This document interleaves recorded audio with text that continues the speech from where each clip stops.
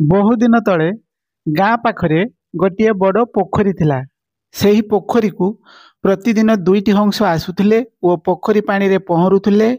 ପୋଖରୀରୁ ପୋକଜୋକ ଖାଉଥିଲେ। ସନ୍ଧ୍ୟା ପୂର୍ବରୁ ନିଜ ବସାକୁ ଫେରି ଯାଉଥିଲେ। ସେହି ପୋଖରୀରେ ଗୋଟିଏ କଇଁଛ ରହୁଥିଲା। କଇଁଛ ସହିତ ହଂସ ଦୁଇଟିର ବନ୍ଧୁତା ବହୁତ ଭଲ ଥିଲା। ଖରାଦିନ ଆସିଲା।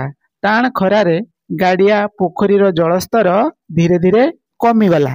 ବର୍ଷା ଅଭାବରୁ ଭୂଇଁ ମଧ୍ୟ ଶୁଖିବାରେ ଲାଗିଲା। ପୋଖରୀରେ ଥିବା ଜଳଚର ପ୍ରାଣୀ ମଧ୍ୟ ବର୍ଷା ଅଭାବରୁ କଷ୍ଟରେ ରହୁଥିଲେ।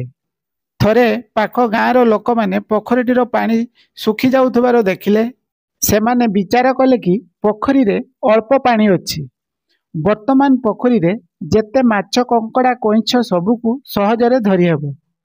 ସେମାନେ ଆସନ୍ତା 2 ଦିନ ମଧ୍ୟରେ ପୋଖରୀରୁ ସମସ୍ତ ମାଛ, କଙ୍କଡ଼ା, କଇଁଛକୁ ଧରି ନେବେ ବୋଲି ସ୍ଥିର କଲେ। କଇଁଛଟି ଲୋକମାନଙ୍କର କଥା ଶୁଣୁଥିଲା।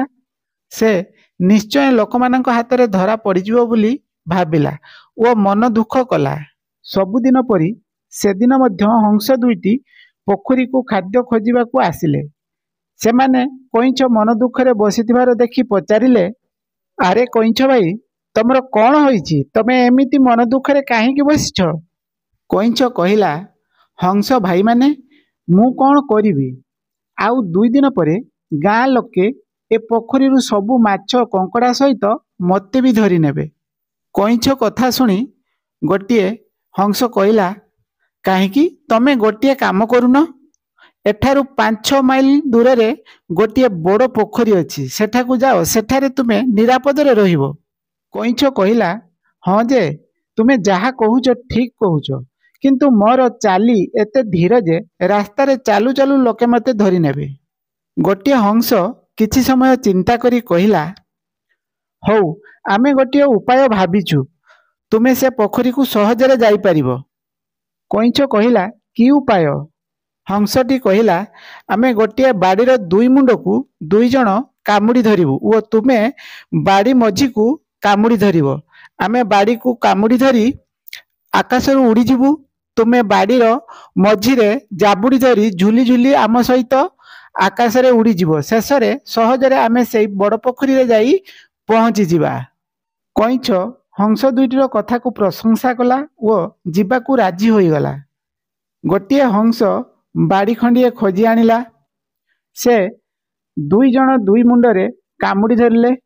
କଇଁଛଟି ବାଡ଼ିର ମଝିକୁ କାମୁଡ଼ି ଧରିଲା। ହଂସ ଦୁଇଟି ଆକାଶରେ ଉଡ଼ିବାକୁ ଆରମ୍ଭ କଲେ। ଏମିତି ଖୁସିରେ କଇଁଛଟି ହଂସ ଦୁଇଟି ସାଙ୍ଗରେ ଆକାଶରେ ଉଡ଼ି ଯାଉଥିଲା। ଗାଁ ପାଖ ପଡ଼ିଆରେ କିଛି ପିଲା ଖେଳୁଥିଲେ। ହଠାତ୍ ଗୋଟିଏ ପିଲା ଆକାଶକୁ ଅନେଇ ପାଟି କରି କହି ଉଠିଲା, ଦେଖରେ ଦେଖ, ହଂସ ଦୁଇଟି କିପରି କଇଁଛଟିକୁ ଶୂନ୍ୟରେ ଉଡ଼େଇ ନେଉଛନ୍ତି।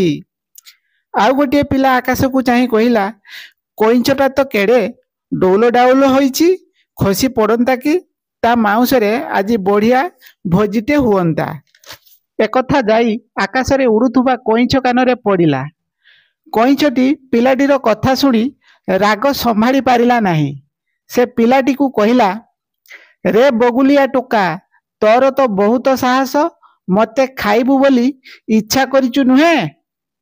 କଇଁଛ ଏତିକି କହିଛି କି ନାହିଁ, ସେ ଆକାଶରୁ ତଳକୁ ଖସି ପଡ଼ିଲା।